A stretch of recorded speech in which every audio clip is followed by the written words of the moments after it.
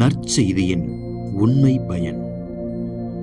யாசகம் கேட்டு வந்த ஒரு சகோதரரின் ஏழை தாய் ஒருவருக்கு ஜெபத்திற்கென்று இருந்த ஒரே ஒரு புதிய ஏற்பாட்டு நூல் பிரதியை அந்த தாயிடம் கொடுக்க சொல்லிவிட்டு, தூய பிரான்சிஸ் நாம் ஜெபம் செய்வதற்காக வைத்திருக்கும் புதிய ஏற்பாட்டு நூலை நாம் வைத்துக் கொண்டிருப்பதை விட அதனை அந்த தாய் விற்று தன் தேவையை நிறைவேற்றுவது இறைவனுக்கு அதிக மகிழ்ச்சியை தரும்.